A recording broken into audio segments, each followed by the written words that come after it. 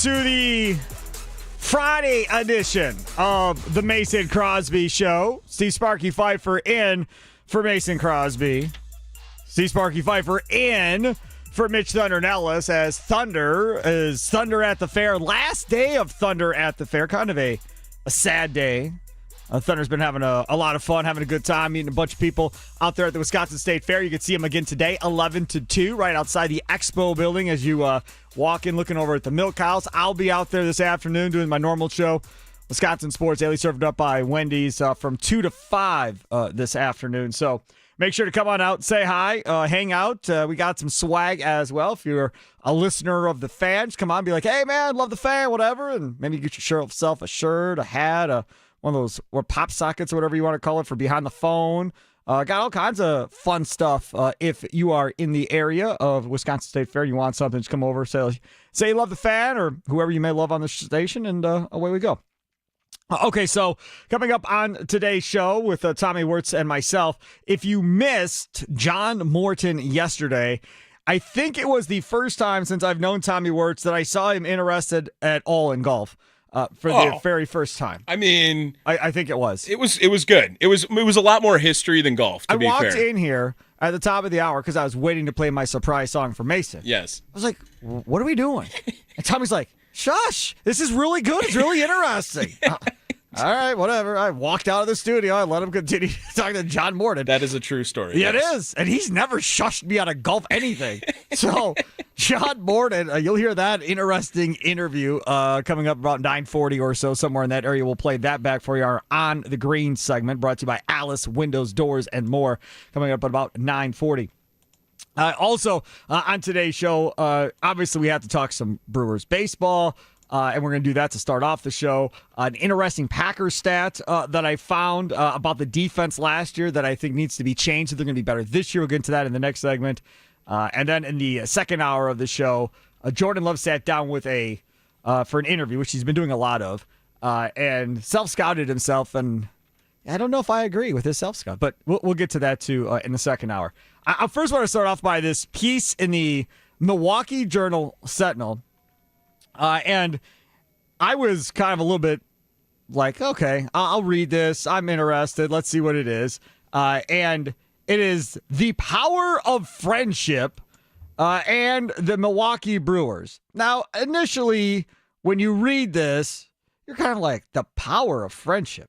And it's the power of friendship mantra that they have been kind of rolling with. And it all started with Trevor McGill. Back on, what was it, July 18th, when he said, quote, the way the Brewers run themselves and the research they do on people, personalities, that goes into a lot of what we're seeing right now, McGill said. Power of friendship, right? We've got a college-minded coach at the helm, and I think a lot of our guys are just that gritty, tough. We go and get after it. I think that's our biggest strength. A lot of guys that like each other and a lot of guys willing to put their body on the line every night. McGill said, we're going to start wearing Power of Friendship t-shirts. Presumably that was tongue-in-cheek. Then people could start recognizing who we are. I mean, people were freaking out last year when we won 93 games. Maybe they didn't think we could do it again. Okay, so this is a conversation piece that I know I've had personally in the last 20 years on the station several times. But I don't think I've ever covered a team locally that went and put it out front and gave credit to the organization for thinking about that type of thing of chemistry and how they fit in the clubhouse and that type of deal. Whether it's the Packers, the Bucks, whatever, right? I mean, normally, you have Packer people or the Packer way, right? We want good individuals, high character, yada, yada, yada. Okay, yeah, sure. But you start talking about personalities and that thing. Like, for instance, there's another piece by Todd Rosiak in the Journal-Sentinel talking about Lockridge, the outfielder that they just brought up, and how seemless the fit has been with him coming in because he already knew guys. He was a roommate of Durbin, who's a roommate of, again. He played with Blake Perkins for a year in Double-A. And then there was a third guy, too, that he knew coming in. So He already knew faces in the clubhouse. His personality meshes in with everybody else. His style of play meshes in with how they want to play. Murphy's already called him pretty much a perfect fit with what they had. And again, that goes back to Matt Arnold doing his job. But does it matter when it comes to winning a championship? How important do you think team chemistry is to the Brewers, Packers, Bucks, Badgers, Marquette? Pick a team. Admirals, Wave, right? Doesn't matter.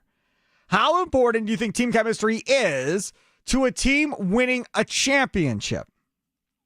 Real nice and simple. Nicolay Law Fan Talk text line 414-677-1250, 414-677-1250. Twitter and Facebook at The Fan Milwaukee. Don't forget, we are live on YouTube, baby. Come check us out. Subscribe, like, share, all that fun stuff. Lots of cool shorts that are up there, videos. And again, all of our local shows are live streamed on YouTube. Search us, The Fan Milwaukee on YouTube. Search The Fan Milwaukee on YouTube. You'll find us, and away you go. Tommy Wirtz, I'll come to you first. How important do you think team chemistry truly is to a team winning a championship? Yeah, can I ask a clarifying question to you real quick? Sure. Are chemistry and culture synonymous? Yes. Then I would say very important. Because I do think you're that... talking like winning culture and doing things the right way. Just a culture in a locker room in general, right? I mean, looking at what we've seen out of the Milwaukee Brewers this year, I think that team chemistry is hard to gauge because of how many people have come in and out of the locker room all season, right? And dating that back all the way to the first series against the Yankees. And to that point, what you're saying, that's what makes it even tougher to win in baseball, to be a manager in baseball with all those coaches, because you have this farm system, like you said, where you're moving guys up and down. You don't have that in the NFL. I mean, practice squad, but they're with you. So you know the dudes, right? These guys that come up, you may not know these guys. They don't know you. They're in shock first time in the big leagues. Like, there's a lot of stuff going on. Well, and I mean, point to the easy option of what Andrew Vaughn has been able to do over the last month, right? How are you acclimated to a culture or acclimated to a chemistry when you first arrive to somewhere? I think that the culture in Milwaukee's clubhouse has to be near the tops right now, and I think that's led from the top down, whether you think that's Matt Arnold or what I think is Pat Murphy. And look at Brandon Lockridge. The first series he was able to come by and he was able to fixing and really step in at least to be the fourth outfield type guy pretty much immediately when he was called into action after the trade deadline. So I think that culture is extremely important, and pointing at it in other sports, look at the New England Patriots, right? They could go and win a championship. They had that championship culture. That was a cheating culture. Correct. And you know what? Culture. That cheating culture won championships. Sure did. Yep. Alabama's cheating culture wins national championships. No, what cheating? They haven't been nailed for anything. Saban ran a clean program at Alabama. Oh, yeah. It wasn't Spygate, deflating footballs, and this nonsense. I'm sure that they didn't pay a single player anything until NIL was allowed. I'm talking about caught and found guilty of something. Okay. Belichick and the Patriots got it nailed twice. Alabama, as far as I know, they never got suspended or lost titles or anything. Well, I think that culture is extremely important when it comes to championships year in and year out. Look at the difference in the Bucks culture from this season to 2021, right? I mean, it was all about power of friendship with that Bucks team in 2021, and the Brewers are showing signs of the exact same thing. Chemistry, like I said, it feels like it's hard to gauge because how can Logan Henderson gather any sort of chemistry with the Brewers when he's being called up when Jacob Mizorowski is hurt and then being sent immediately right back down when they don't need him anymore? So I think that he knows that the culture is very comfortable in the Brewers clubhouse, and if those two words are synonymous, then I would say it's extremely important. Andrew Vaughn and Tommy, same dude. I'll explain momentarily. How important do you think team chemistry is to winning a championship? How important do you think team chemistry is to winning a championship? Nicolay Law Fan Talk text line 414-677-1250, 414-677-1250. Tommy will take care of the YouTube chat and Twitter and Facebook posts. He'll read those back for you on the air. I'll take care of the calls along with Tommy, too. So, again, make sure to get involved there. Now, what I meant by Andrew Vaughn and Tommy being two of the same, I'll explain momentarily. Here is Andrew Vaughn from the show Foul Territory, which, again, now you can see on TV weekdays. It's on FanDuel Sports Network, right? Yep. FanDuel Sports Network. We've had AJ Przinsky and Eric Kratz and those guys all on Wisconsin Sports Daily. We had Przinsky on a couple weeks ago. Here's Andrew Vaughn joining those guys on that show, talking about playing for the Brewers. Seriously, how much fun is it waking up every day and driving to a ballpark knowing that you're going to play some meaningful baseball down the stretch? Like, how much fun is that for you? I mean, it's so exciting. I mean, you wake up, you got that little bit extra energy, just ready to get there. I mean, the clubhouse opened at 12:30. I bet every guy's in there then. It's a special feeling. Special feeling to go play for, again, a winning organization where everybody's involved. The little thing where he said, clubhouse opens at 12:30 and everybody's there already, which tells you that wasn't happening with the White Sox, right? Because he's seen that. And that's a losing organization, a losing culture, all that other stuff. That is, to me, almost an impossible situation. When you are a player in a losing situation year after year after year, to try to change that team's mentality or change the player's mentality, that's tough. Now you're saying, well, how does Tommy tie in all this? He played football at Cudahy. So, I mean, you went through, he's laughing at me, but I'm being honest, right? Yeah. I mean, Charlie, I love Charlie, but I make fun of Charlie too because Charlie said his Elmhurst teams weren't any good. Yep. So he has been through the same type of deal that Andrew Vaughn just went through with the White Sox. That's a tough deal to kind of break through on. Well, and I even think about it just working in this industry, right? I've been on teams that have maybe had success that the culture wasn't necessarily the best fit, and then I've been on teams in this industry where I don't care what the success number is because I know I'm improving because of the culture and chemistry that happen at other jobs in this industry. So I think that what Andrew Vaughn has been able to do is a pure, like, it has to be a good example of a good culture because looking at this guy, he was a number 3 overall pick back in the day. Was it 2018 or 19 now off the top of my head? I can't remember, and he has high expectations. He was a fantastic player in college at Cal, and he goes into the White Sox organization and he shows flashes, right? I mean, there are some moments of Andrew Vaughn as a White Sox where he is a very quality player in that organization. They end up they develop into, I mean, weren't they in the playoffs in like 2021, the White Sox? I think it was that recent. And then that team just completely turns into a dumpster fire. The culture shifts. No one is happy in the organization. And I'm sure it's a very, very low moment where you just can't find any sort of rhythm because of the culture in that place. Then you go implement him into the Milwaukee Brewers lineup and into that clubhouse. He also had to work his way into that moment. So I'm sure the culture was already better in Nashville than it was in Chicago for Andrew Vaughn. The other part about this is when you're a number 1 pick on a bad team or a bad organization. Now, this can be football, basketball, hockey, baseball, whatever the sport is, right? There is some type of immediate stress on you. Yeah. Of, hey, you're a first-round pick. Hey, you're a top 3 pick, Andrew Vaughn. You're going to come turn our organization around and be the savior. It's on you to fix this and switch this. So when he gets up there, he's feeling the weight of the world because that Chicago media is on him, right? Sure. Like, come on, you're our guy. Let's go. You're going to fix this. You're going to be our big bat that we need. And then he didn't end up becoming the big bat. Now he looks like he might be a big bat here, which is what they thought they were getting when they drafted him. But the weight of the world and the stress that goes on that versus, let's say you're the number 1 pick of the Yankees, right? At like the bottom of the first round or something, or even if the Brewers. There's no stress on you to have to perform right away and get to the big league club and have a huge moment at that time. None whatsoever. They can just let you come along at your own pace in the minor leagues. We don't have to rush you. And when you get up here, you're just going to be another piece to the puzzle instead of everybody relying on you to be the piece of the puzzle. And that also screws up chemistry and all of that goes along with it. And guys are coming over. Hey, man, you're our guy. I know. We've heard so much about you from Skip's told us about us. GM's been down here talking about how great you are. Love to have you. And then, month in, if you're struggling, dudes are looking around the clubhouse like, this dude ain't all that, man. What are these guys talking about? He ain't no better than what we got here already. Yeah. And then that dude is like feeling horrible about himself because he can feel the vibe change around him versus what it was when he got there. It's just a horrible situation. And that's why this power of friendship that you're talking about His Lockridge character shows up, dude, and he's hugged and warmed and welcomed. Same with Andrew Vaughn.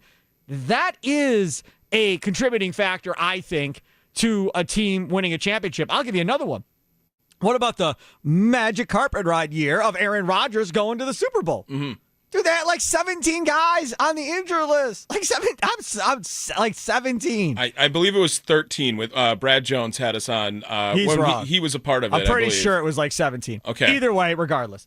So there was a ton of guys, is my point, right? So they were bringing guys off the street in, trying to do whatever they could. And you want to talk about winning culture, holding people together and pulling everybody through the right way. Yeah. If they didn't have a great culture, if they didn't have strong leaders like Charles Woodson, and I'll give Rodgers credit, and those guys, that completely falls apart, and they're awful. Most teams would have fallen apart. Most teams, probably 90% of them, never would have got themselves to the Super Bowl in that situation. Yeah, and even now, like drawing more similarities, look at how Andrew Vaughn has stepped up for this Brewers team. And you remember, I mean, the Packers do not win that Super Bowl without James Starks, right? Yes. I mean, and James. they traded for him at the end of training camp. I want to say for like whatever it was, wasn't it? No, they traded for Ryan Grant. That was a different guy. Sorry. Yeah, so I believe ahead. Ryan Grant gets injured immediately in the year, and then I think Brandon Jackson ends up taking over reps as well during that time. And then right before the postseason, he also gets hurt, and James Starks is thrusted into a position and has maybe the best Packers running back postseason in recent memory during that time. Yep. He was absolutely unreal, and I didn't even think to draw comparisons to that, and they're not the same team, right? Because the Packers were a 6 seed, they were underdogs throughout the whole process, and the Brewers are now the hunted at the top of this list. But it's a nice comparison to draw when you talk about culture and having guys just fit into the culture. I also think that we do have to give some credit to 3 specific players then on this team as well for the Brewers, as well as Pat Murphy, but between Yelich, Peralta, and Woodruff, like those are the clubhouse leaders right now on top of that. And it has to be, like I said, a top to bottom situation with culture and chemistry. And it has to be those 3 guys leading the way in the clubhouse then. I don't disagree with you. I just keep going back to the same thing I keep harping about on my show because it kind of made me go, what? During a FanDuel Sports Network Wisconsin broadcast, which was Quintana tied at the hip with Jacob Mizorowski and being right there with them wherever he, as Quintana, is being seen as well. And that is a huge deal for any of the young pitchers that are coming up. If they have that veteran guy, I can't throw as hard at you and everything else, but I know how to pitch. And based I've on seen all these dudes, and I know how to attack them, and I can help you scout these guys or whatever. Like, that is a big thing. If you have a rough inning, come down.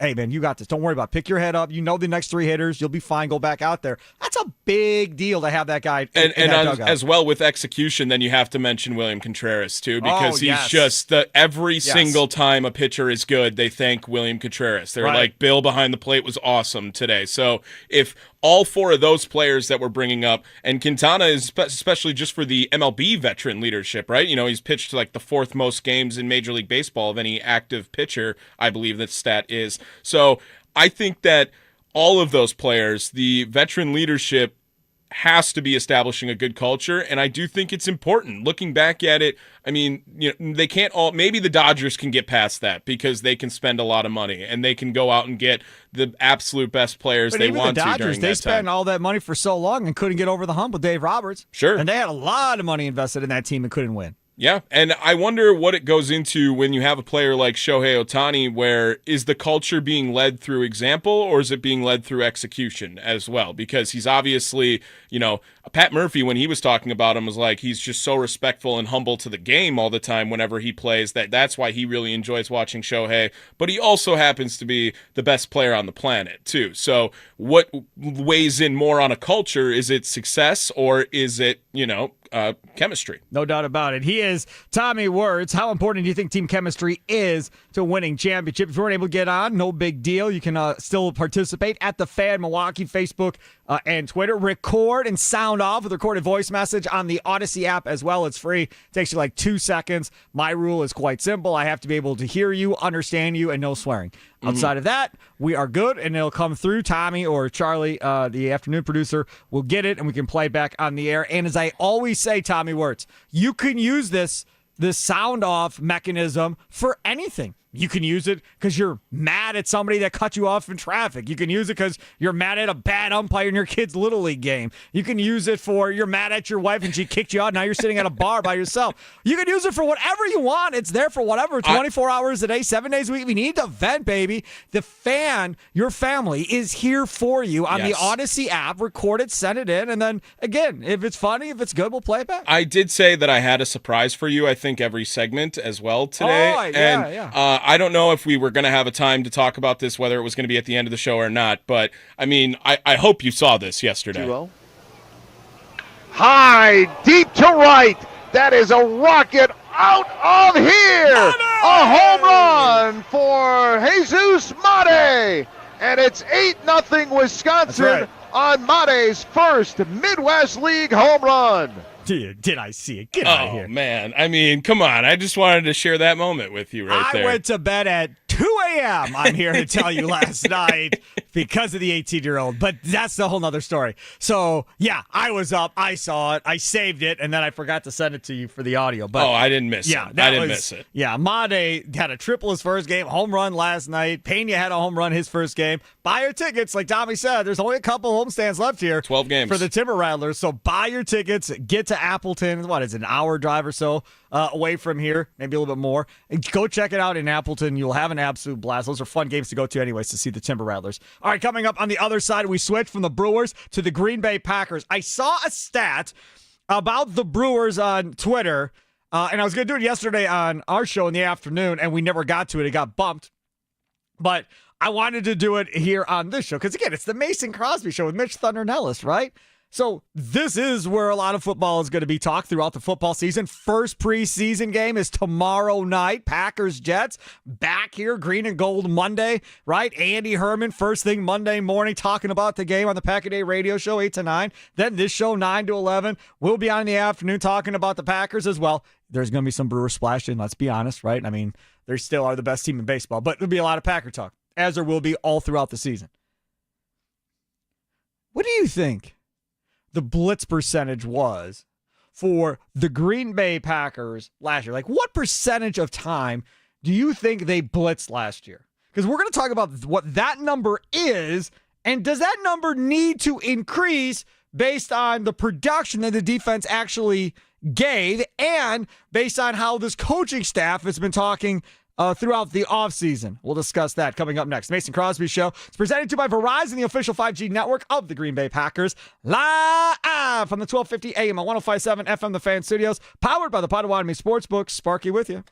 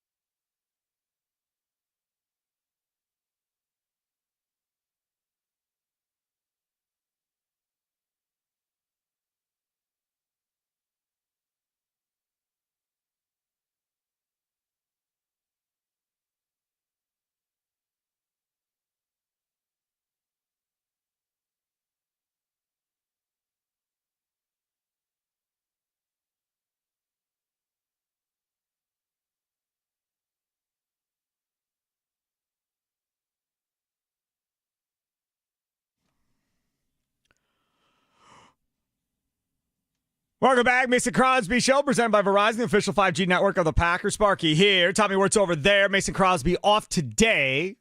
He's rolling around in Green Bay. You'll know it's him because you'll hear the Mason Crosby Show song playing from his pocket as he's walking around training camp practice, bopping his head.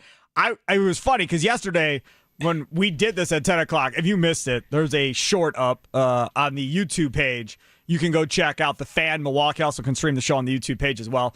The Fan Milwaukee on YouTube of Mason. And when that song is playing, because I was off to the side, so I couldn't see what was going on. Mason is like bopping his head. I mean, he's dancing to it. Mason Crosby was loving that song. Thunder got a little plug in there at the end of the song too. That was a big deal to Mason. He was having fun with it yesterday. Oh yeah, he is a very humble man. I try to humble him all the time as a joke, really, but I will tell you, he does love being the main character sometimes. That was so good. That was fantastic from McD. So shout out John, McDonough as well on that. Yeah, one. John McDonough did a great job with that. So anyways, if you missed that Mason Crosby song, go back and listen to it either on the Odyssey app, iHeart app, whatever you listen to your favorite podcast at, or go back to YouTube. You can watch it in a short version there as well. I recommend forgetting doing the short version. I recommend going back to listen to the 10 o'clock hour because you want to hear the Drew Wagner reaction to all of it. Yeah. They went inside the clubhouse immediately after that song played, our Forbes Brewers writer, because Drew Wagner had everybody in stitches with his reaction. Yes, it is actually, and you don't even have to go search for that either. That is the Drew Wagner video up from the Mason Crosby but show does yesterday. It have the song has included? The song included in so there and you everything. That's so it. you just tune in to Drew Wagner talking about the Perfect. upcoming series with the New York Mets yesterday, and the song is pretty near the beginning of that segment. Oh yes, that is the way to go. That's the full experience. You will be. Don't do it if you're at work because you're gonna be laughing too hard and people are gonna think something's wrong or think you're losing your marbles. So yeah, do it when you have an opportunity to really sit down and laugh because it was very funny. John Morden, founder of AGT Golf Book, for our On the Green segment with Mason Crosby, brought to you by Alice Windows, Doors, and More. Comes up here in about a few minutes. We'll get to it. So I saw on Twitter yesterday, actually it was a couple days ago, maybe it was 2 days ago, that the Green Bay Packers blitzed on defense 17.3% of the time. 17.3% of the time. That was 30th, I believe it was, in the National Football League last year. So they're at the bottom when we talk about how aggressive they were blitzing and getting after the quarterback at the end of the day. This is from Bruce Irons. The Vikings blitzed 277 times last year, leading the league with a 38.9% blitz rate. That's a lot of times blitzing. The Packers blitzed 112 times, which is a 17.3% blitz rate. I was wrong. It was 31st in the NFL, second to last. The Vikings had 49 sacks. The Packers had 45. And they blitzed, less than half the time. The Vikings had an 8.7% hurry rate. The Packers' hurry rate was 8.5%. And then Bruce points out, but fans complained because Gary and LVN did their jobs. Lucas Van Ness. This is the thing. All offseason, all I've heard from this coaching staff is that they don't want to blitz. All I've heard all offseason is we want to get home with the front four. That's all I've heard. That's all you've heard. Nobody's talking about coming up with exotic blitz packages and changing how we play on defense or anything else. If anything, they may want to blitz less. To that I say, you must be kidding me at this point. You have to be joking, right?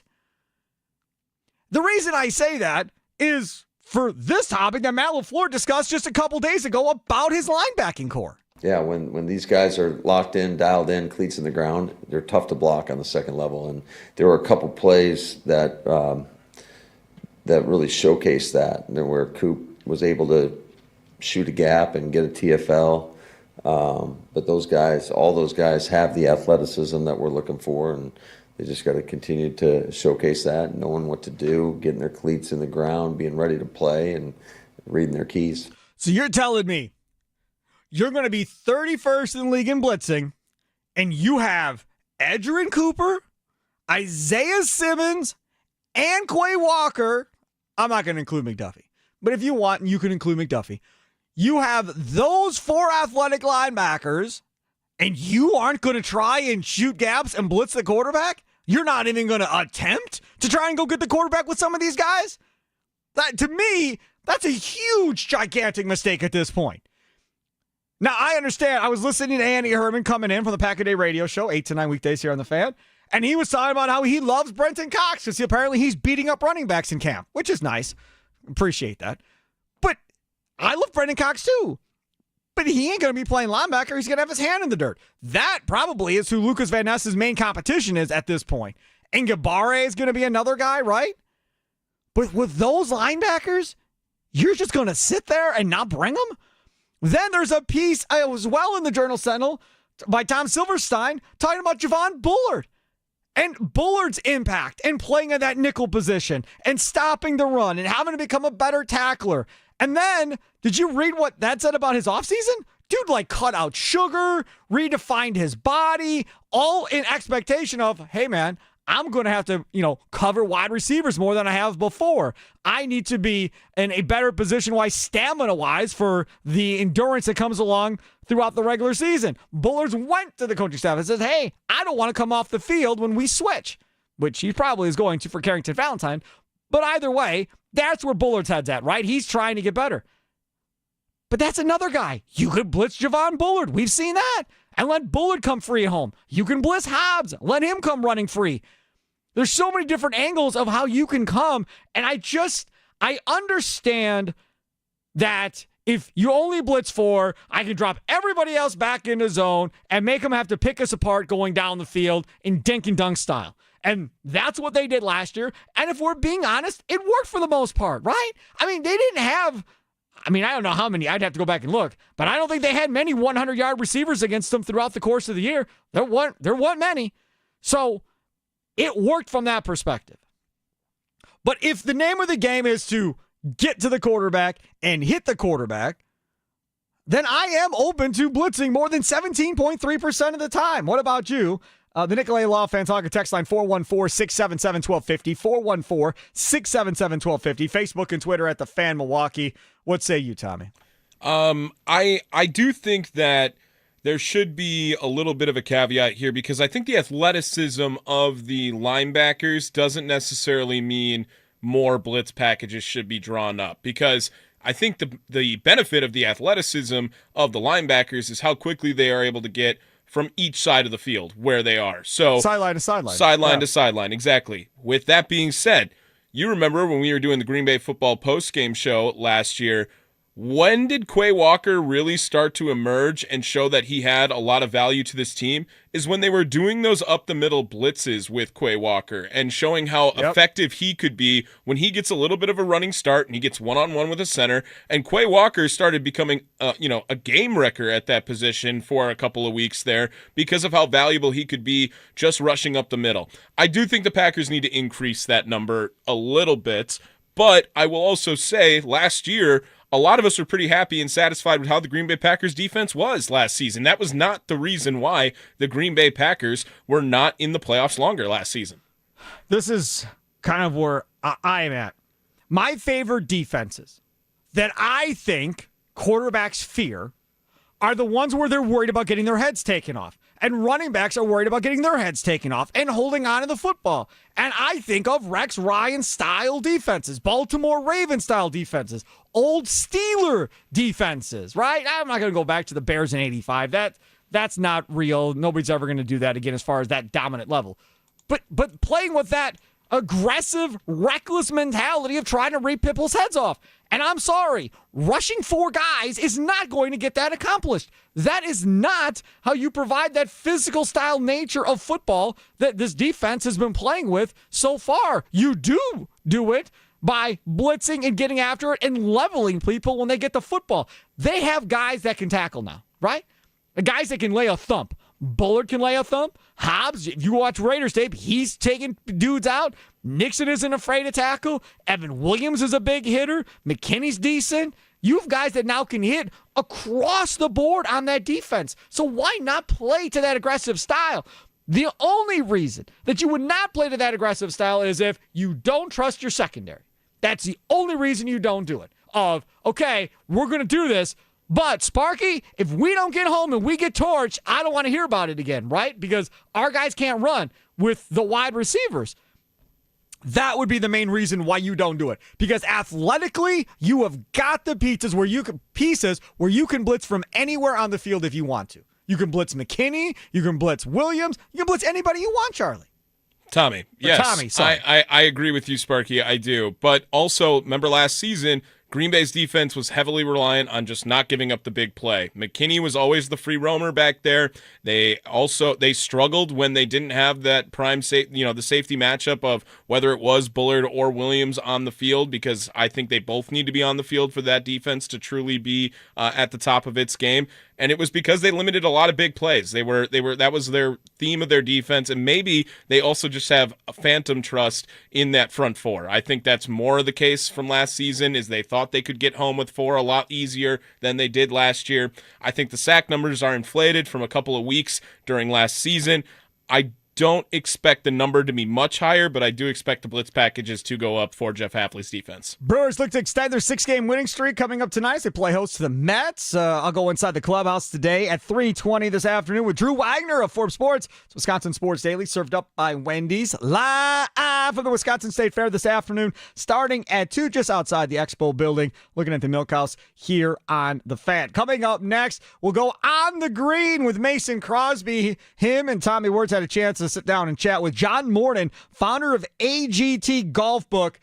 And again, my preface on all of this is Tommy has not been this involved or this interested in anything golf-wise we've ever done on the station, I don't think, until this interview with John Morden. I think you would have been fine talking to him for like 2 or 3 segments. Oh, yeah, I definitely could have. Yes, right. Okay. Definitely. So we'll hear from John Morden coming up next. It's the Mason Crosby Show presented by Verizon, the official 5G network of the Green Bay Packers, live from the 1250 AM and 105.7 FM The Fan Studios, powered by the Potawatomi Sportsbook. Sparky filling in.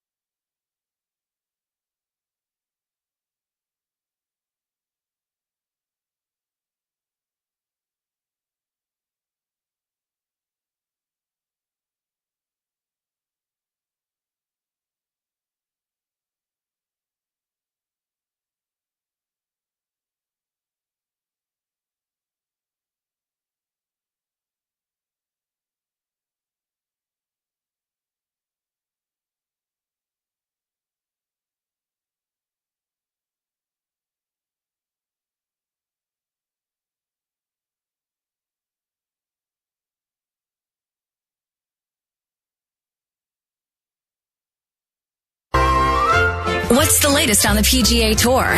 What course do you need to get out and play? What's the latest from the local golf pro? It's time for On the Green, presented by Alice Windows, Doors, and More on the Mason Crosby Show with Mitch Thunder Nellis. Presented by Verizon, Milwaukee's #1 network, broadcasting live from the 1250 AM and 105.7 FM The Fan Studios. Powered by the Potawatomi Sportsbook. Yes, another edition of On the Green on the Mason Crosby Show, presented by Alice Windows, Doors, and More. Joining us now, it is John Morton, author of AGT Golf Book. Follow him on Twitter at JohnMorton215. John, how are we doing today, my friend? Fantastic. Appreciate you guys having me on the show. Awesome, John. Yeah, I really appreciate you jumping on the green on the Mason Crosby Show. One of my favorite segments because we get to talk a little bit of golf. So just tell everybody a little bit about your golf story, like how you got into the game, where you're at in kind of your PGA Pro journey, and then then we'll just kind of dive in from there. Yeah, I appreciate that. And again, thanks for having me on today, Mason. It's been a long time. You and I have kind of, interacted through our mutual friendship with Purcell Farms and Farm Links and That's right. Ministries. So it's great to finally get to chat with you. Awesome. But yeah, so I've been playing golf for almost 3 decades now. Grew up in Philadelphia and became a PGA professional for about a decade. A club professional, that is, not on tour, but running golf courses, managing golf courses, things of that nature, and left the industry a few years back. And at the time that I left the industry, I really started to actually dive into golf history and learning all about the origins of the game, not just here in the U.S., but the origins of the game over in the U.K., in Scotland, and in St. Andrews. And that's really where the last 5, 6, 7, 8 years has led me is over to Scotland quite a few times. I'll actually be going over literally next Friday again. Come on! I was just talking about a Scotland-Ireland golf trip with one of my buddies yesterday, so I'm going to get another one on the books. Yeah, absolutely. So been diving into the history of the game over the last few years and. More specifically, collecting artifacts and memorabilia, related to the history of the game. And earlier this year, you mentioned AGT, that stands for Old Grey Tune, which is kind of a nickname or a moniker for St. Andrews in Scotland. Oh, wow.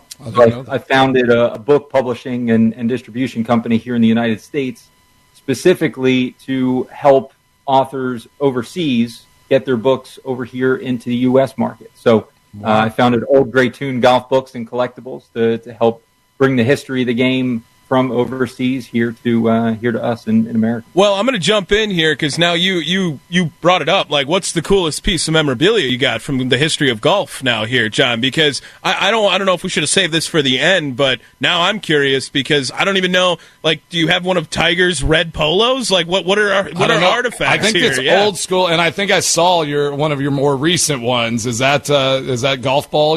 Is that your favorite right now? So that is undoubtedly my favorite, and it shot up to the most prestigious item in my collection, undoubtedly. So, Tommy, to your question, I actually just posted yesterday and shared the story of something that I just acquired last week, and I will actually literally be flying over to London next Monday for 24 hours just to be able to pick this item up and come back with it. That's awesome. But I bought a golf ball, Tommy, from that was made 175 years ago. Oh, by Tom Morris. So cool. What? The thread that I posted on Twitter really gives a lot of the history about the golf ball. But old Tom Morris was kind of the grandfather of the game of golf over in Scotland. He really helped kind of bring it through the 1800s and make it a modernized game. But it's a golf ball that he made himself around 1850, give or take a year or two. And what is it made out of? Is it hay? Like, well, I can't. I'm looking through this right here, and I'm like, it's like yellow. Like, is it what? I don't even know what golf balls are made of now. I guess like some sort. I just thought they were like rubber bands, just like infinitely tied together or something. What is it made out of? Yeah, so Tied the together. golf ball that I just bought from about 1850 is leather on the outside, and it's actually stuffed inside with feathers. It was actually What? bird feathers that were used to stuff inside, and through a quite literally like a recipe, if you will. Very, very skilled artisans in the early and mid 1800s used a very detailed process to make golf balls with leather and bird feathers. Yeah, So I mean, that's what this is made out of. If it's held up 175 years, right? I mean, it's got to be made out of something pretty. Yeah, it's incredible. You should go follow him on Twitter, John Morton215. He's got a nice thread on it here. It doesn't tell me that it's not made out of hay, so I don't know why it would have been a dumb question. But just looking across it right here, Tommy's eyes are cool. big. I feel like Tommy's like really fascinated with this right now, which I am as well. I mean, that's crazy to think, and I can't imagine golf balls today. I don't know how long they last, but it's like to think that it's lasted that long and been passed around, and now you've located it and you're going to get this item. When are you doing that, next week? Yeah, I'm flying over Monday night, arriving Tuesday, and I'll be in London for all of about 6 hours. But I'm gonna. I decided this morning, actually, kind of last minute, that I was going to do that. So I'm going to document it all on Twitter, kind of do kind of some live tweeting, essentially, throughout the travel. But yeah, literally 24-hour trip just to fly over to pick that up. That's so awesome. So then you're going to head up to Scotland after that, right? Is that the plan? Well, I'm coming back home, and then I'm going back over on Friday. And then go, wow, okay. So my wife is coming with me to Scotland, so I can't go over and not come with her and have her travel separately. So yeah, I'll come back over on Tuesday night, and then Friday afternoon we fly over to Scotland for 10 days, actually. Okay, awesome. And yeah, let me ask you a little deep dive into how your PGA being a club professional, that journey, and then we'll dive back into the AGT golf book and like kind of some of the special things that you've been able to showcase and get from overseas to highlight the history of the game, because I'm a big history buff. I love all of that. That's why I love going to Scotland, going to Ireland, going and just seeing where all of these things started. It helps me to appreciate playing the game every time I get out there. At least that's what I tell Molly, my wife, is like, I just appreciate the game. I have to do this in honor of the ones that came before me. But yeah, tell everybody like what the different levels of PGA professionals are. And like, because like I saw in your thing, you were a PGA Class A, right, pro. So just maybe like just tell our listeners like what that journey looks like and how you become a PGA professional at the club level. Yeah, that's a great question. And when it comes to the PGA, what we're really talking about for your listeners, just to clarify, it's the PGA of America. The PGA of America is different from the PGA Tour. So the PGA of America represents the 28 to 30 plus thousand club professionals that are running your golf courses on a daily basis locally. Wow. They literally run the golf shop. They manage the staff. They run tournaments. They fill the golf shop with all the merchandise that's in there. They teach lessons. It encompasses a PGA professional wears a lot of hats at a golf course. As you guys know, with your various club pros that you've had in your past on the green sessions or interviews. So when it comes to a PGA professional, though, you've got Class A and Class B. Class B is basically a PGA professional in training. It's somebody that's going through the ropes. They're in the early years of their career, and they're going through some kind of formalized education, essentially, on-the-job training as well to kind of hone their skills and learn the ways of a PGA professional. And then once you go through a series of tests and exams, one of which is a playing ability test with the PGA of America, and you pass all of those, then you're able to get elevated to your Class A PGA status, which is, in a sense, kind of a light metaphor here, kind of like a doctor getting his PhD. It's that certification that helps people understand, helps outsiders understand, hey, this individual is trained, they're educated, they're knowledgeable, and they know exactly what they're talking about. It's like you're a black belt in golf, John, at that point. In a lot of ways, yeah. Right? In a lot of ways. How long does that process usually take? So there's two different ways somebody can do that. Either through college, through like a formalized 4-year degree, where over those 4 years they're doing various internships, but it's a full bachelor's degree. That's what I did going through college. But nice. A lot of club professionals will do it just as they may leave college and become an assistant professional, or just join the golf staff at a nearby club and then want to go through that process. That might take them, 2 to 3 years. But it's some pretty intensive online training and classes and exams they would go through. Awesome. We got John Morton, founder of AGT Golf Book. You can find him at John Morton 215, former PGA Club Pro and collector of all things, the history of golf. So let's dive into this venture you're on now with the AGT Golf Book. Just kind of tell everybody like what it is and like how they can maybe go find these historical books and these books that maybe we don't have ultimate access to all the time. Just kind of tell us that journey and how people can get hooked into that. Yeah, so a couple of years ago, I was fortunate to make a trip over to Scotland with my family, with my wife, my brother, and both my parents for my father's 70th birthday. We took them over there to kind of celebrate, kind of go explore the heritage and history of our family, trace that back to Scotland. But we also went to St. Andrews and went to the 150th Open, British Open that was there that week. So awesome. And while we were there, I was able to make a number of connections with some historians and some authors that I've gotten to know through social media, and stayed in touch with them. And last year, my wife and I went back over to Scotland, just the two of us, for a golf trip, and I was able to reconnect with a number of those individuals and really kind of get to know them at a much deeper level. And one of the things that I learned while I was with them was the challenge that they have with sharing and spreading, quite literally, the history of the game, just because of the cost, the high cost of shipping, essentially, for an American buyer to buy one of their books from overseas.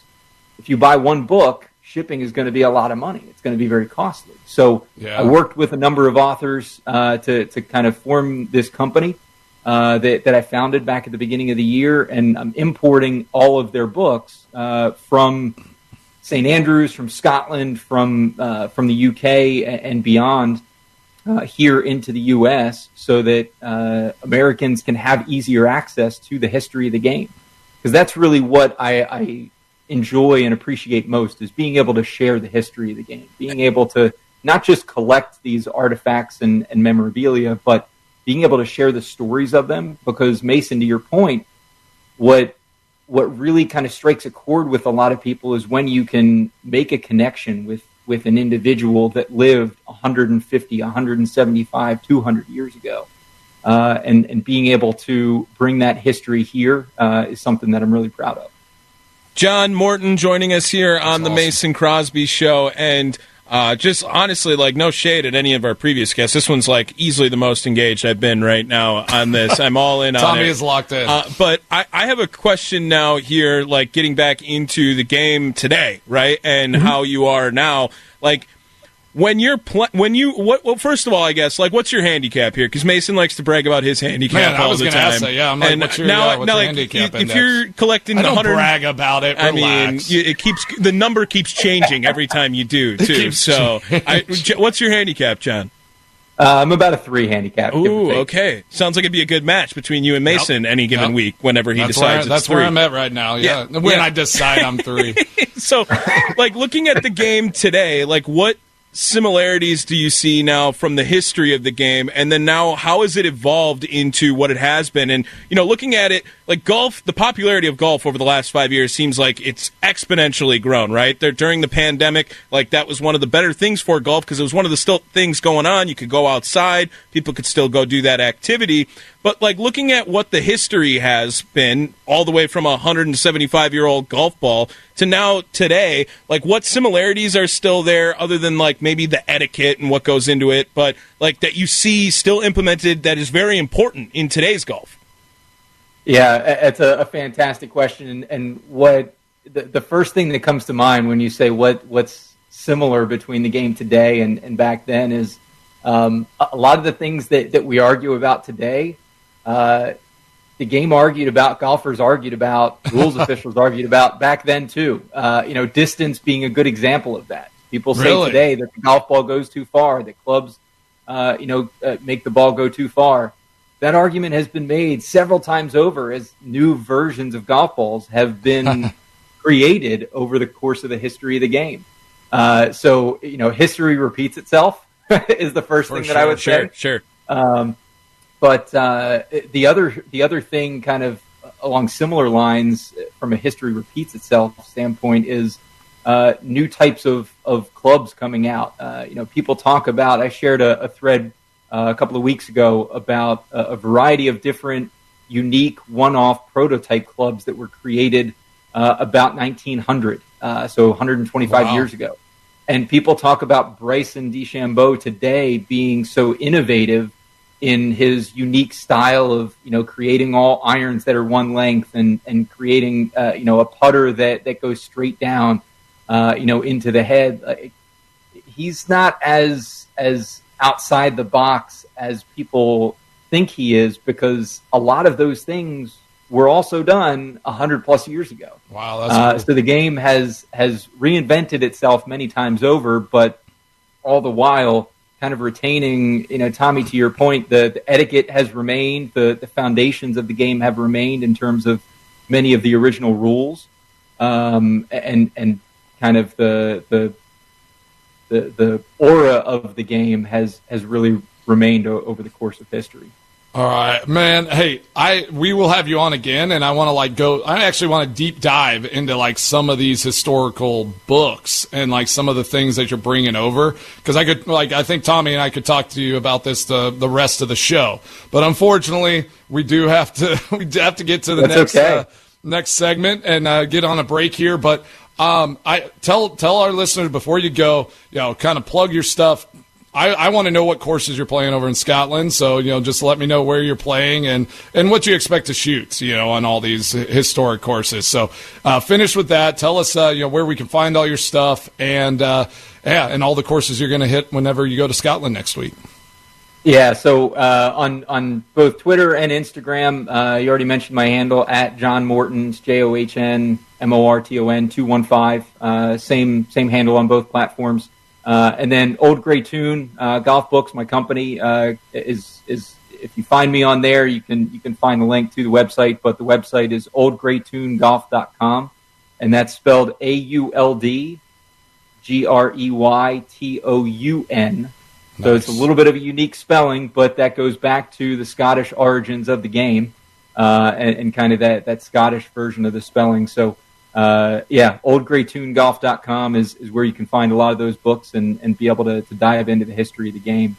And then to your other question, Mason, real quick, the courses I'm playing over there, we're going to put in for the ballot for the old course at St. Andrews, but we are lined up to play the new course as well as Jubilee right there in town. Oh, I played Jubilee. That's a tough one. Honestly, I think it's the toughest course there in St. Andrews. I'm excited about Jubilee. I'm excited about that. We didn't play that last year when we went, but that's going to be fun. We're also playing Crail nearby, and then we're going over off the west coast of Scotland to a small island, actually, to be able to play the island of Arran, to be able to play a number of courses, including Shiskin, which is a very, very well-known 12-hole golf course, which is pretty cool. And then we finished the trip at Prestwick, which is the original Open, yeah. Exactly. We're playing 36 holes at Prestwick on our final day, so it's going to be a fun trip. All right. Well, I'll see you in Scotland next week. So, join me. Would love it. Are you going to beat your wife? That's my next question? No. Well, I may be a stick, 3 handicap. I may be a 3 handicap, but she's a +1. Whoa! She plays professionally, so she. All right. Golf is a humbling game for me. It's a humbling well, that'll game. be fun. Well, John, hey, really appreciate you joining on the Green segment presented by Windows Alice Windows, Doors, and More. yeah, just really appreciate you jumping on. We'll have you again on another time to talk about all the history of golf. There he is, Mason Crosby. Tommy Wirtz talking with John Morden, founder of AGT Golf Book. Mason on the Green, brought to you by Alice Windows, Doors, and more. Coming up in the next segment, Steve Sparky Fifer filling in for Mason and Thunder today. What do you think is the biggest part of Jordan Love's game that he has to improve? He did an interview the other day, and he self-scouted himself. So we'll let you hear what he thinks he has to improve. But do we agree, or do we think it's something else? We'll talk about that next. Mason Crosby Show, presented by Verizon, the official 5G network of the Green Bay Packers, live from the 1250 AM and 105.7 FM, the Fan Studios, powered by the Potawatomi Sportsbook.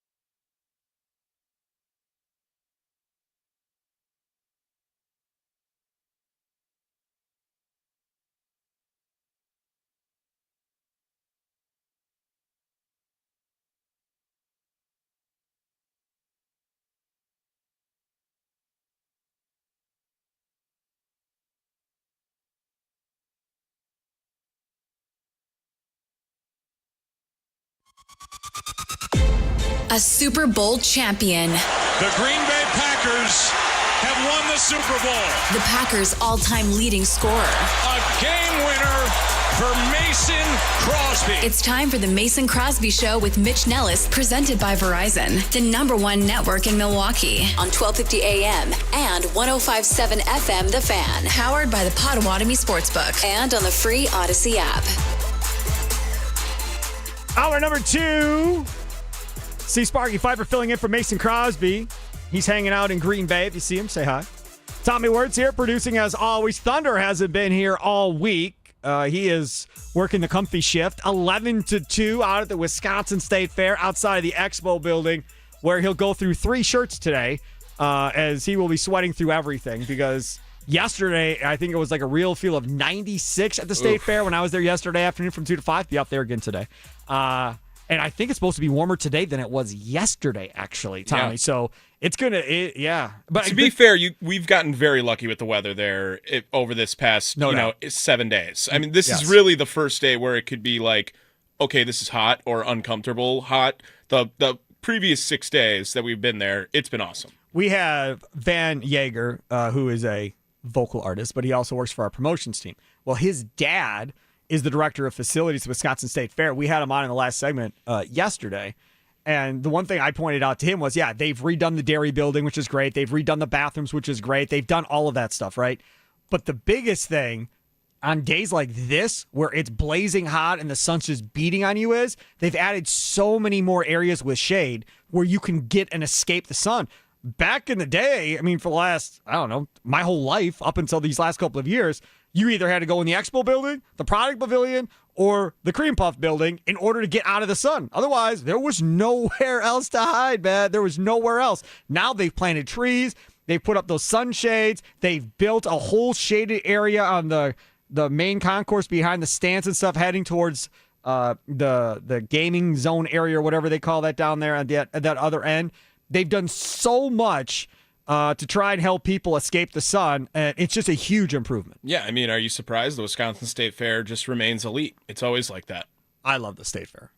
Like I said yesterday, it's my second favorite thing. My first thing is the toy drive that we do by far and away. That is a leading first full week after Thanksgiving, collecting toys for Children's Wisconsin every year.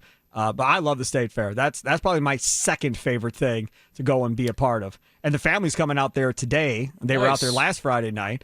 So we'll get to walk around, and the kid will get to do the aqua massage again in the expo building. He's all aqua massage now, he's right? all aqua massage. He did it for the very first time last Friday. He's been asking to go back every day since then. Can I go back again? He's like 9. What does he need a massage for? What's all stressful on him? Nothing, but it is so awesome, man. I'm telling you all. I was trying to get Tim Dillard to go in there and do it yesterday after you did the interview with me yesterday afternoon. I don't want to go out. Really? He's like if aqua massage could be a person, it is Tim Dillard. Yeah, but I think because it's like a suntan bed that closes on top of you, and then your face looks down at the floor through this hole they cut out. And I think some people that are maybe claustrophobic or whatever may not dig it. I don't know what his deal is, but yeah, he wasn't interested. I'm telling you though, you like it. All right, so let's talk about what's coming up this hour. We are going to talk more about the Brewers coming up in segment number 2. In the third segment, we always do in case we missed it or whatever on Wisconsin Sports Daily. And I got a bunch of stuff I want to play for y'all from all over the world of sports from the last couple of days coming up at 10:40. Kind of like a Charlie Sounds of the Day from my show. We'll do like Sparky Sounds of the Day or whatever at the end of the show.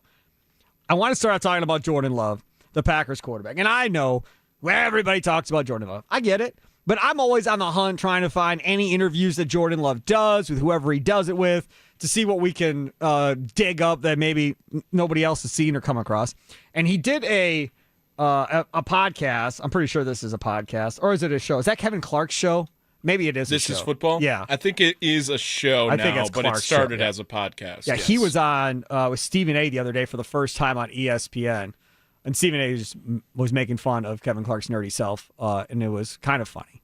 But anyways, so he had a chance to sit down with Jordan Love, and Jordan Love, he asked him to kind of self-scout himself, kind of from last year to this year, what he needed to work on. I think it's just taking that next step, like continuing to keep growing myself and just find ways to get better and keep improving on things. So I think a big focus for me is just the consistency, trying to be the best player I can be every play with my footwork and accuracy. And then obviously I think just continue to create more plays and make more off-schedule plays and use my legs a little bit more when things might be a little bit broken down. But I think just continue to build on the little things and keep stacking.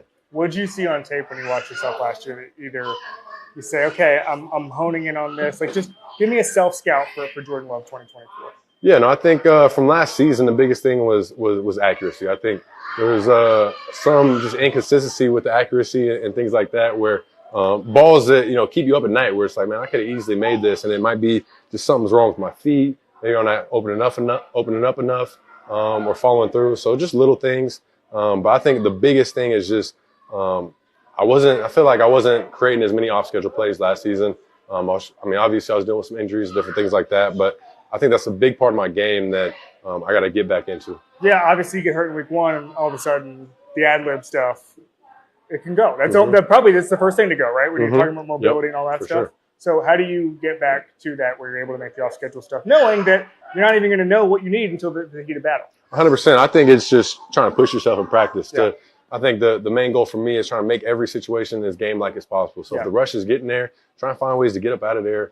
It keeps training the receivers on what to do and our scramble drill mechanics. And when they see me get off schedule, to keep working for me and keep making those plays. So I think it's just making an emphasis on focusing on it in practice and making those off schedule plays. Yeah, I was going to say, part of it, like I remember talking to Mahomes about this years ago, and Veach and those guys, like you have to either scout for a type of receiver who can make those ad-lib plays or just develop chemistry with these guys here. Like, how do you develop that chemistry with those receivers so you know, hey, when I go here, you go here? Yeah, it's all developing that chemistry, and it comes from reps. We do it in our group install period when there's no defense out there. And then obviously once you get a defense out there, it's just being on the same page. Like if somebody's on your back, push up a little bit, come back down, or throw a hand up. And so it's all the little body language to, tell me where you might be going so we are on the same page. But it's just reps. There he is, Jordan Love, talking about, making some more plays when things break down and creating something more than maybe he did last year. My question is simple. What do you think is the biggest part of Jordan Love's game that has to improve this year? He says off-script plays. That's what he wants to work on. That's what his focus has been this offseason. What do you think it is?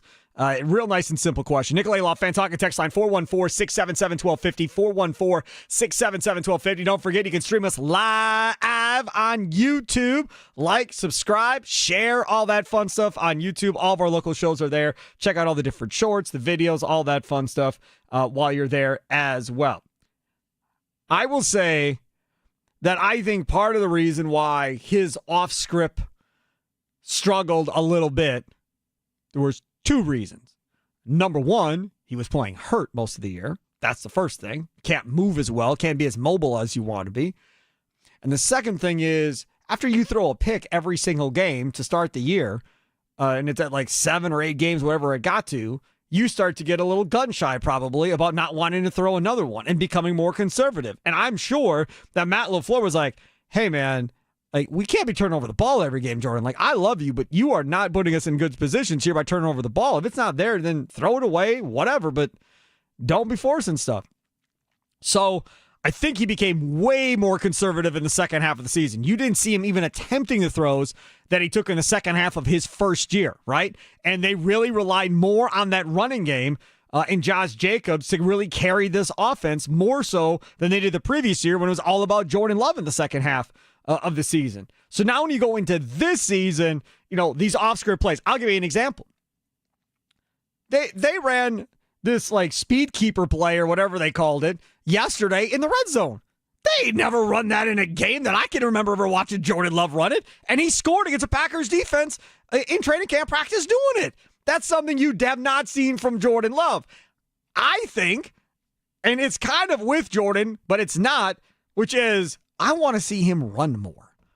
That's what I want to see, right? And I'm not saying he's got to be Lamar or Josh Allen or nothing like that, but I wouldn't mind seeing, 4, 5 runs, maybe a game, and they don't even have to be design runs. It can just be nobody's there, so I'm taking 10 yards down the middle of the field and sliding. Like, to me, I'm good with that versus him patting the ball for 5 or 6 seconds, running around sideways, trying to wait for a receiver to open up. If it's there, run. Go do your thing. That's what I would like to see more of from Jordan Love.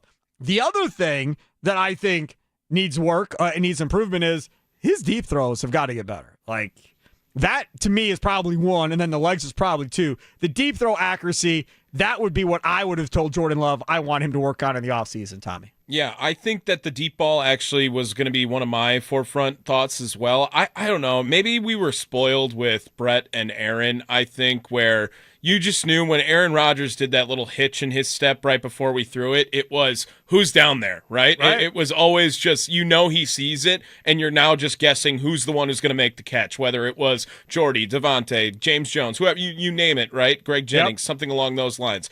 But also, I think that decision making is something that we need to see a little more out of from Jordan Love, just from a consistency standpoint, because some of his best throws last year, you remember when we were watching the Rams game, he had that throw where he was going to get a safety, so he tried to throw it, and then he ends up throwing the pick six where he's falling down, right? Yep. Well, earlier in that game, maybe one of his best throws of the season was that ball to Jaden Reed, I believe it was, in triple coverage, where everyone was like, what a throw from Jordan Love, but really I think you probably could have said, what terrible defense from the Los Angeles Rams in that situation as well. I do love Jordan Love. I think he is a very talented quarterback, and I do think that he is closer to the top than he is to the bottom in the NFL for sure. I just would like to see a little more confidence in the decision-making from Jordan Love, because sometimes I think Jordan Love in the back half of last season, maybe becomes a little too conservative. And the other one that we talked about with, I believe it was Aaron Nagler on the Pack-A-Day radio show, he's just got to know when plays are over, right? I mean, Correct. That was something that Aaron was elite at. He would take the sack, he would get the ball away. The ball was not getting in the other team's hands after a play was over. And Jordan Love, I think that goes into decision-making. Got to know when a play is over, and it's just not going to work. Correct. Yeah, I absolutely agree with you on that. You and I talked about this before when we were doing post-game last year.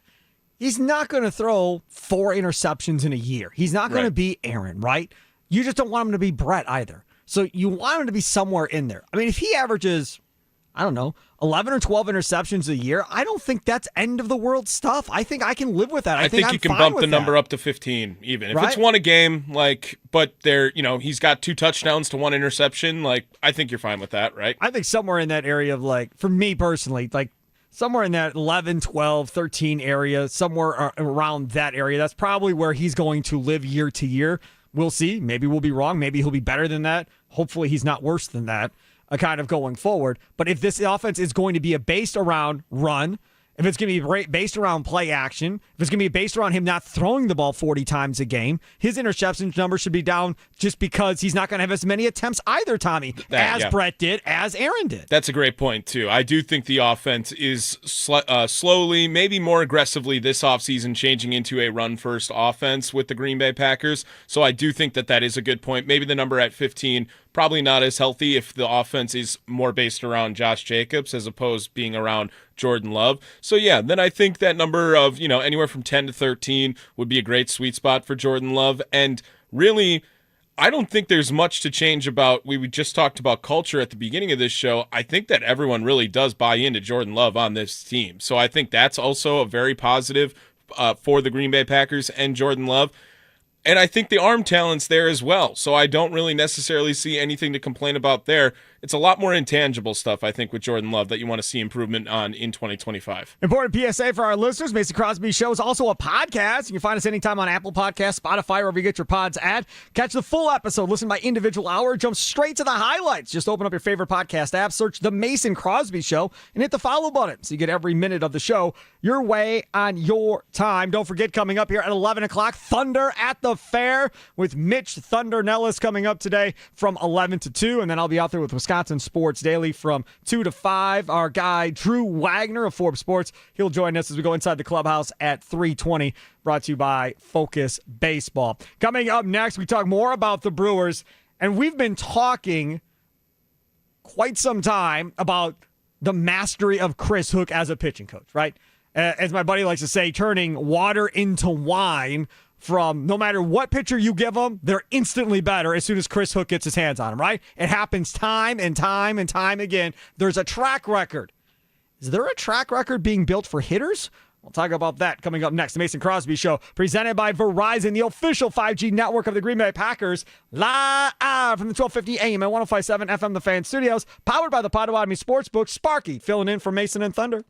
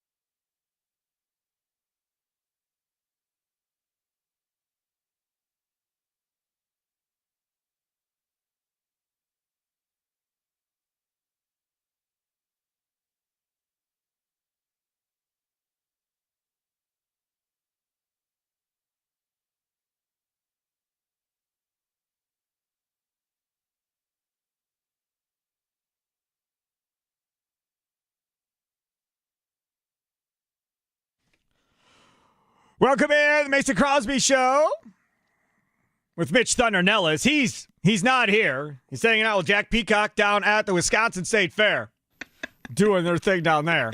They're getting ready for you. If you want Peacock's autograph, you can go get it down there at the State Fair. Catch Peacock and Chicago Charlie Saturday mornings from 9 to 11 here on the Fan. Wisconsin Sports Weekend. What are you laughing at? I'm just laughing at you. You missed my last surprise I threw it up on the YouTube stream there, but sorry. I mean, it's been a hell of a week for Andy Herman's Twitter. Can I just say something about that? You go ahead. Everybody go to Twitter, look at it on YouTube, and check it out. Because I had thoughts, and I was going to keep the thoughts to myself and not say a word because I know and am cool with pretty much everybody in that photo. I don't know a couple of them, but for the most part, I know everybody in the photo. So it is a photo of Packer beat writers, bloggers, not all Packer beat writers, but some of the Packer beat writers, bloggers, video guys, whatever you want to call them, there with Matt LaFleur drinking somewhere. It looks like a bar, right? I don't think it's a house. It's a bar. LaFleur's got a glass of wine, it looks like. Yeah. People in the comments, I'm shocked that Matt LaFleur drinks wine. Dude, look at how with all due respect, I don't want to stereotype him, but the coif hair and everything else, and you're surprised the dude drinks wine? Get out of here. Pay attention. It's a tough look to be the only guy drinking wine at a table of beers. Yeah, but who is surprised But by he's that? drinking wine for like the antioxidants, right? So, like that's Matt LaFleur. He's also chiseled, ripped Matt LaFleur. Correct. Yeah. This is the one thing that you all don't realize. And I'm not going to say they all do it in the National Football League. Pretty sure they don't do it in Major League Baseball. I could be wrong. I've never asked. But I know they've done it in football for years. This isn't as crazy as you think it might be. Like before the season, you've got coaches, some of these coaches sitting down and having dinner or whatever and letting the media, no recorders on, no nothing. Go ahead, let's talk. What do you want to talk about, right? All off the record stuff. Now, there's two things to this, right? The first thing is, why would you do it if you're the NFL head coach? Why would you do it? I know why I do it. If they're friends with me and we're good and we're drinking buddies or whatever, they're not going to come after me nearly as hard. If I don't talk to them, if I don't hang out with them and they don't know me, the person, they ain't going to come at me as much, right? That makes all the sense in the world to me. Yeah. I'll give them a little nuggets that I can control, right? That if they do get out, whatever, it's not going to be end of the world stuff. It'll make them feel special. And we'll go have drinks. And that way, they won't come at me as hard. That happens. And then those of you that don't know that this happens, that's why sometimes, and you know this, sometimes I just eye roll sometimes when I hear stuff. When we're talking, if I'm being critical of a coach or whatever the case may be, and the defense comes up, sometimes I just eye roll like, okay, fine, I get it. Like, whatever. It is what it is, right? And that's why, to me, I've always thought that was a dangerous line to go running down, right? To have a coach cross that line and for a writer to cross that line with a coach, because it blurs the line. It takes away objectivity to a certain point because now that's your guy, dude. I was just drinking with him last night. I'm not going to go rip him on a radio show the next day or go on TV on ESPN and go get him on ESPN. Like, that's not a thing. So I'm not mad at the writers and the guys that are there. I'm not mad at Matt LaFleur. But this is really the first time that I can think of that a picture like this publicly got put out there, and it was Nagler that put it out there. It was, right. Yes. That, I don't know if Matt LaFleur knew he was going to put it out there, but he did. He puts the picture out there. I can almost but guarantee you this stuff was going out with McCarthy too. But again, I don't think, if it got public, I never saw it. But this is just not as uncommon as y'all think it might be. And the Twitter responses, it was like, oh man, you got coach. Oh man, you got coach. And the fan in you was like, that's super cool. You're drinking with the coach of the Packers. Sure.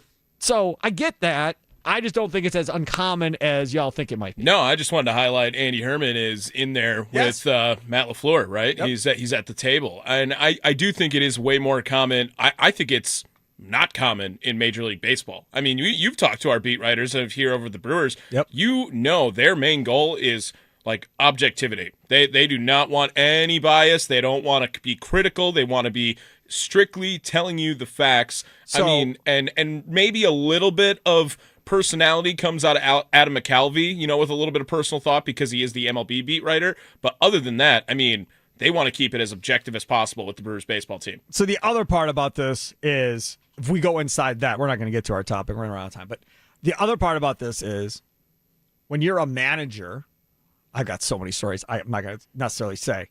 But if you're a Major League Baseball manager, you talk to the reporters before the game and after the game. And back when I was going in there all the time, it was every day, no matter what. Now it's changed with Pat Murphy, where now they don't get access to Murphy apparently before day games during the week or whatever, I guess. And Sunday, is it Sundays too? Sundays as well. So yes. day games. So day games, Murphy apparently doesn't talk to him. But back in the day, those clubhouses open at like 9:45 in the morning, 10 o'clock in the morning. You had to be in there, get your player interviews, and then do your manager interviews. Well, a lot of times what happens is before they start going, you have conversations with these guys about everyday life. I remember being in there multiple times with Ned Yost talking about going to Summerfest, and he lived right by Summerfest, and talking about the groups that he could hear performing at the amphitheater from sitting out on his patio where he was living and that type of stuff. So there still is that personal connection, right, that occurs between the writers and the skipper. Now, does it translate from that to going out and having drinks and going out and having dinner with the baseball manager? That I don't know. I've never asked. So maybe it happens and we're just not aware because it doesn't get public. But there still is that personal relationship, because think about it. You got to talk to this dude multiple times a day. You probably talk to the manager more times than you talk to your wife or your kids a day when you're an MLB beat writer at this point, especially when you're on the road. You may talk to your kids once, right, Sure. during the day, and you're talking to this dude longer than you do anybody else. That becomes kind of your family. Same with the players and the manager. That's the other aspect that I've never agreed on, if we're just getting on just an overall rant about how this whole thing works. This whole thing of, I'm not a fan of the team I cover. Okay. So if you're going to tell me that you're not a fan of the Cincinnati Reds as a Reds beat writer, right? I don't have Red stuff up in my house, whatever. Okay. But I'll tell you one thing. This is not even debatable. You are a fan of certain dudes on this team playing well. Absolutely. Because you like them, because you talk to them every day, and you become guys, right? Now, that I'm pretty sure does happen, where guys are hanging with beat writers when they go out or have dinner, whatever else. You become friends with a lot of these guys. You're exchanging cell phone numbers, whatever else.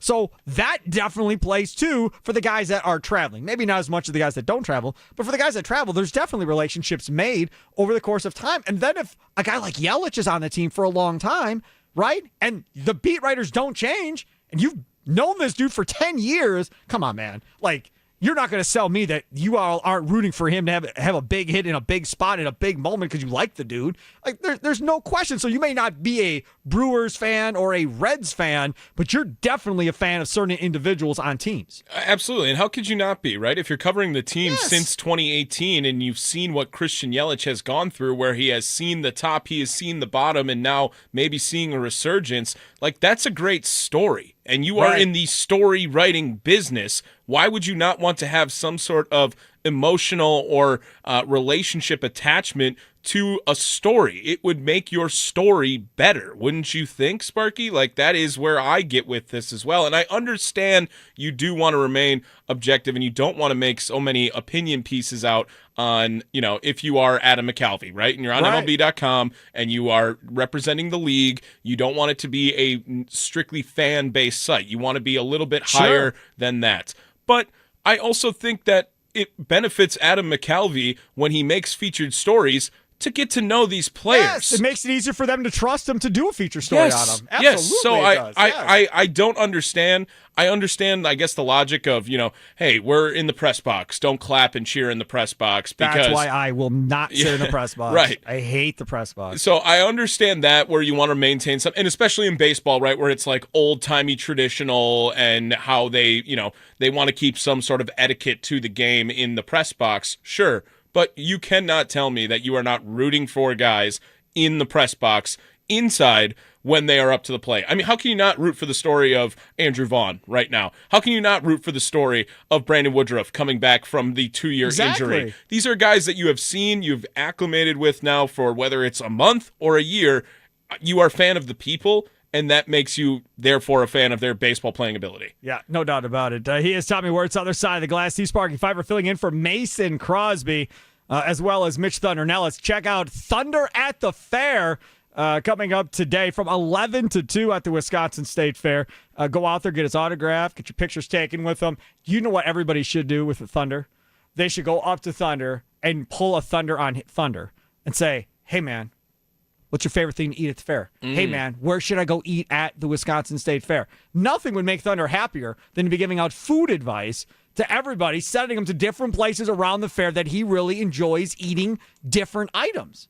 Aren't you kind of amazed? Two things with Thunder, right? One, that he's not doing WWE-related stuff because, like, he would be a rock star doing WWE play-by-play on TV or whatever. Like, I think that was his calling in life.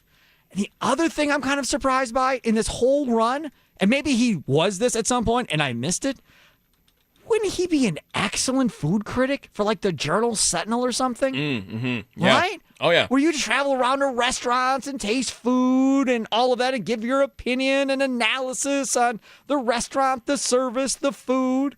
He loves food. Thunder in the kitchen. We already Thunder got in the kitchen. Yeah. Yes. Yeah. I mean, it. that's what it should have been right there. I've always wanted to have a cooking show on the radio. And I wanted Rami Makaloff to do it for years, and he would not do it. I don't know if that plays. Of course it does. Because you come on the air, and you talk about, all right, we're going to talk about, pork today, and the different ways we can grill and make pork and different recipes that we have, and blah, blah, blah, blah. And then you post the recipes on a website that you talked about, for that 1 hour show. You get different chefs on and cooks on from different restaurants around the area. It absolutely would work. And it would be amazing. And if you wanted to keep it, because our demographic is mostly men, to grilling, you could do the grilling aspect of it as well in the summertime. Tailgate tips with Thunder. Right. Yeah. We used to do tailgate tips on the pregame show before Brewers games with Robert Specialty Meats. We did the exact same thing. He would give us a tailgate tip of how to grill something or whatever the case may be. Yeah, I like it. Next year, remind me, don't let me forget. I think that's a good idea. Tailgate tips with Thunder. It can be like a pre-recorded thing that he puts in every week. I mean, you're going to make his day if that gets done. I think that would be fun, don't you? I think he'd be really good. Oh, yeah. Yeah. I'm all in on that. Yeah, I think it would be really good. All right, so we'll quickly get to my segment that I wanted to do before this all got screwed up. Do you think the Brewers could fix hitters the way they do pitchers? Now, Andrew Vaughn was on Foul Territory TV, and we talked about earlier him talking about playing meaningful baseball for the Brewers and how big of a deal that has been for them and so forth. Well, Vaughn was, like I said, on Foul Territory and talked about his reaction to the King Vaughn t-shirts. So I saw today they announced that they're going to give out King Vaughn shirts on August 26th. Did you see this? Is this right? Yeah. Adam McCalvey, who covers the team, I'm sure you've met him there. He covers the Brewers for MLB. He said, how hot is Andrew Vaughn? The Brewers are adding a T-shirt to the giveaway schedule on August 26th against the Diamondbacks. Cool. So then we're breaking this to you. What do you think? Now Murph might call you King. No, I don't think so. All right, so let's talk about this a little bit. The King Vaughn thing, my kids started calling him King Vaughn. I'm like, what are you talking about? Oh, yeah, we're calling him King Vaughn. I'm like, I don't get it. Whatever, fine. Stupid. So, went on. So now this King Vaughn thing is picking up some steam. So yesterday, I go to Charlie. I was like, I don't get it.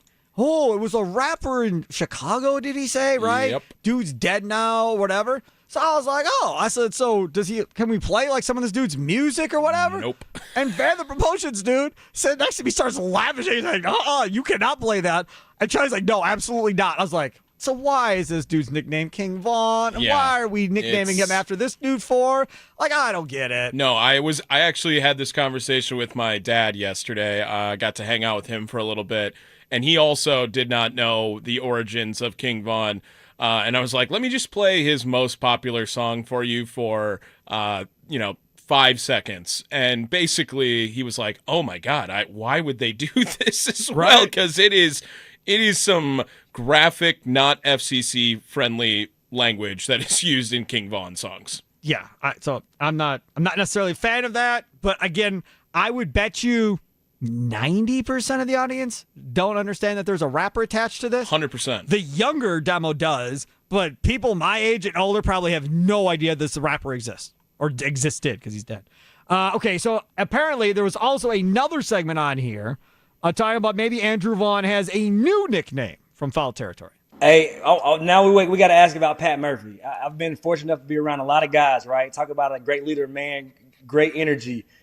One, does he know your real name, or did he just immediately give you a nickname? And what's the nickname? Because he gives everybody a nickname. What's your nickname thus far, this early with the Brewers? I ain't got a nickname yet. He ain't gave you a nickname yet, bro? I didn't get a nickname. I'm gonna say it's not a nickname, but I was going up there and first couple of bats, I think I hit a rollover, got jammed, broke my bat, and he just looked at me and he goes, "Hey man, just play like a Neanderthal up there. Don't think. Don't have any knowledge, just play." And I was like, huh. The Neanderthal is a way better nickname already. And I also had the nerd with Eric Sogard. Yeah, yes.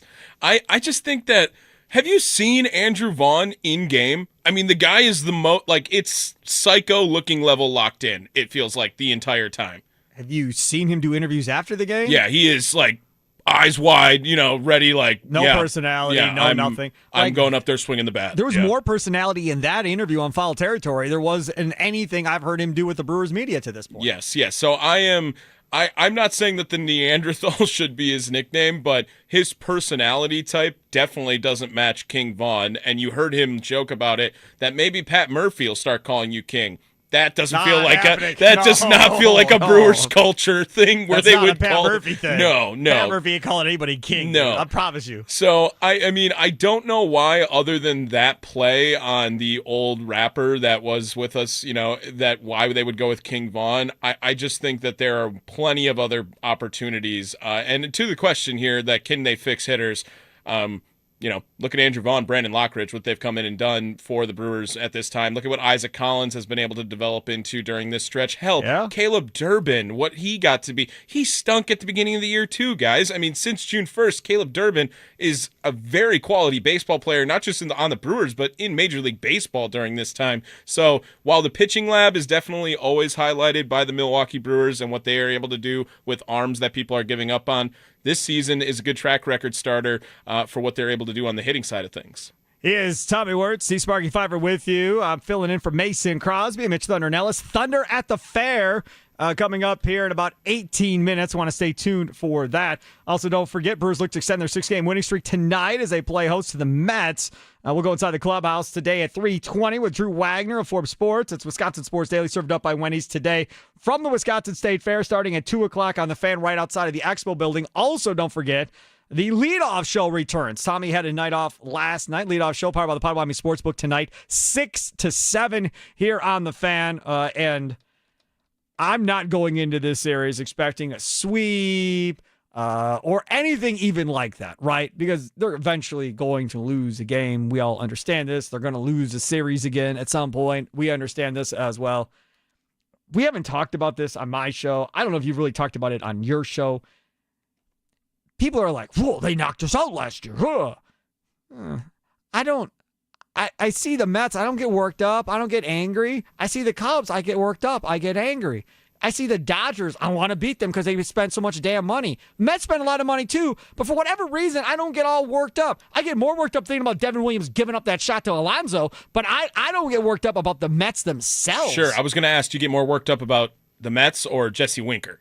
I hate Jesse Winker. Right. I mean, that's different. Do you get more worked up about the Dodgers or Manny Machado?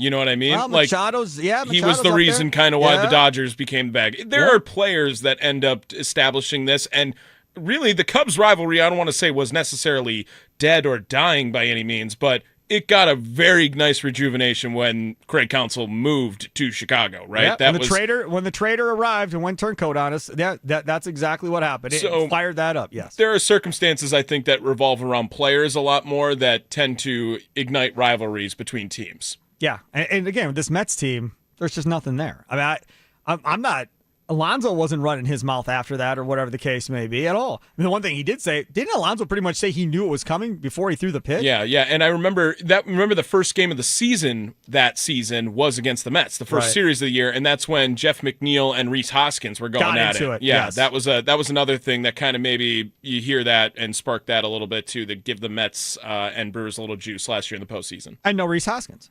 Right. What's going on with Garrett Mitchell?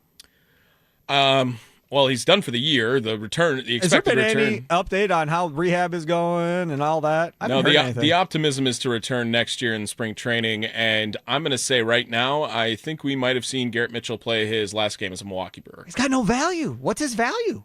Like, if you say, okay, he's going to go what in a value trade, does he bring to the team compared to the other outfielders they have out there as well? Because all the outfielders are still under contract or under team control at least next season. And who are you taking out to bring Garrett Mitchell back? Yeah, it's a good point. I don't know.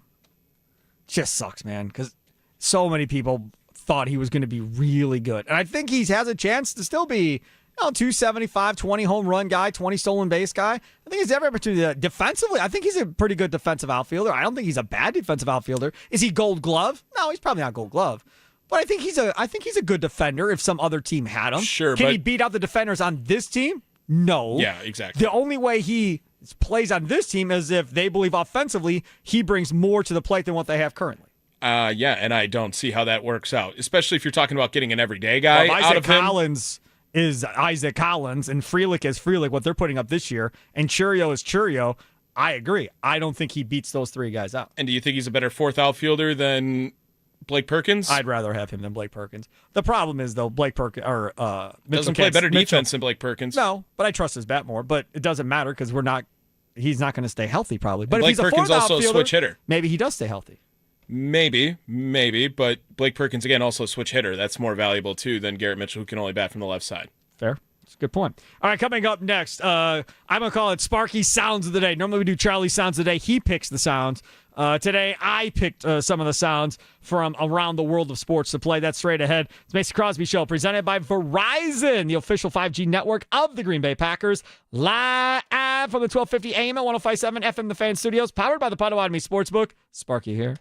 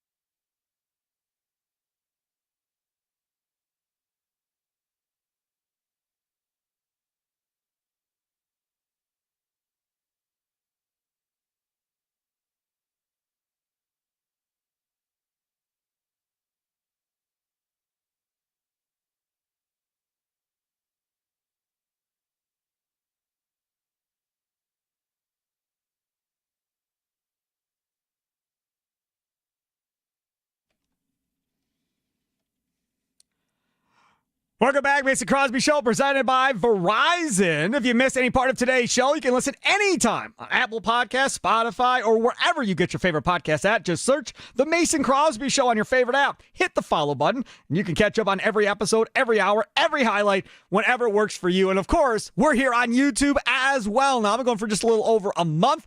Check it out. Go to YouTube, search The Fan Milwaukee. All of our local shows are streamed live, whether it's the Pack a Day radio show with Andy Herman, weekday mornings 8 to 9. This show from 9 to 11. My show in the afternoon with Charlie, Wisconsin Sports Daily, served up by Wendy's from 2 to 5. And then including, we have special shows like Thunder at the Fair, which has been going on at State Fair with Mitch Thunder and Ellis outside the Expo building at the Wisconsin State Fair from 11 to 2 every day. Today, his last show coming up here in about 10 minutes or so. And I'm telling y'all, go get food advice from Thunder. He will tell you all the great places to eat, all the things you must do, especially if you're a newbie and you've never been to the State Fair. Oh, he may have Tommy or Charlie, whoever's producing the show back here, play like a recorded segment for 20 minutes so he can spend time with you and walk you around State Fair and really give you an official tour of the State Fair. Tommy, before we get to things that we missed and sounds of the day or whatever we want to call this, you said you had a story for me? Yeah, just a quick little fun last-second surprise. It kind of plays into the last segment pretty well. We have been on the air now for an hour and 50 minutes together, and you have not called me hunk of love one time this entire time here. All right. Well, they don't call you hunk of love on this show, do they? No, they do not. They do not. But you like that nickname and call me hunk of love. Well, and then that or crazy takes. My brother, you also then gave a nickname. The chunk of love. Yesterday, my sister-in-law called my brother chunk of love yesterday. All right. And it spreads, and I wanted to say that while maybe hunk of love has not caught on, my sister-in-law, I heard her call my brother chunk of love yesterday. Or you busted her out laughing? Chunk of love. Yeah, I did laugh. So you think we could have Jack Pembroke be called Peacock for the rest of the day Peacock at State Pembroke. Fair? You're so I mean, just absolutely. Hey man, we had an intern here that Leroy Butler nicknamed Stiffy, and that's why we refer to him on the air all the time, Stiffy, right? Because he never smiled. He was always straight, whatever. And to this day, when I see him, his name's Jimmy. To this day, if we see him, I'll yell out in the middle of a crowd, Stiffy, what's up? And he's face turned red, whatever. Always a thing. Everybody normally gets nicknames at this station. Eric Name, who's now the Bucks beat writer, he was the original Avatar. He was the guy that they nicknamed Avatar at this station when he was an intern. He was Avatar. Because, let you know a little something, old people don't remember names very well, right? But if we nickname you, that's easier to remember if we can't remember your name. So when interns were here, the reason why everybody got intern nicknames were because that way Leroy and Gary and myself wouldn't have to remember all these names, but we would remember what the nickname was and then, kind of went from there. I understand why the logic is there. I try to reiterate, my legal name is Thomas, right? And who calls you Thomas? My family. Everybody?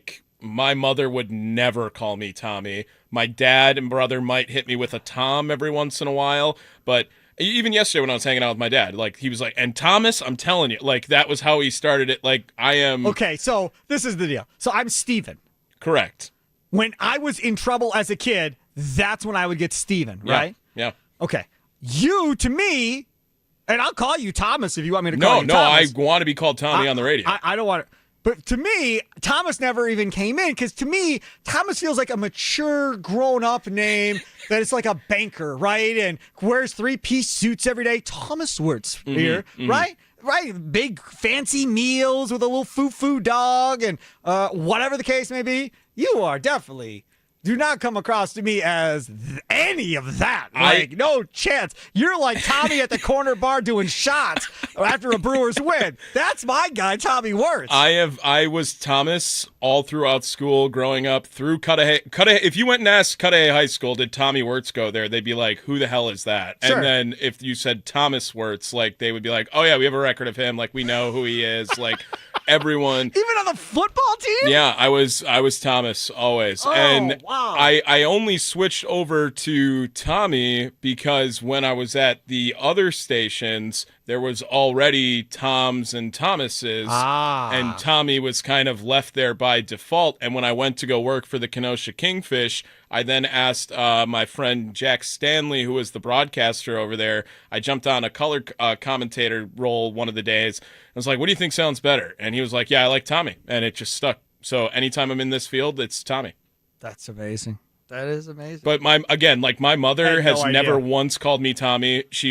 And Thomas was whatever tone she was in, whether it was happy, sad, angry, it was Thomas. My dad, again, Thomas. My best friends in school, Thomas. Like, no one would call me Tommy. See, we learned something. We learned something about Mr. Thomas Wirtz.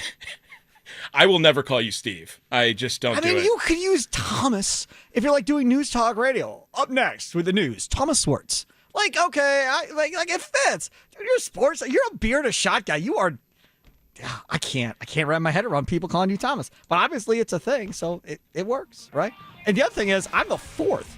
So, like, when me, my dad, and my grandpa were all in the house together, imagine being my mother trying to figure out how to call each one of us and picking what name she's going to use for all three of us. Yeah, my mother mistakes my name with my brother's name and the dog's name and the other dog's name. Like that, it doesn't. I've been called Murray many a times, just to be Thomas. Sorry, like I've done the you know what your name is. I've done that to my kids before. Like I'll name them like 3 different names, and then I'm like, you know what your name is? Get over here, right? And then they just laugh at me because I'm old. It's all right, though.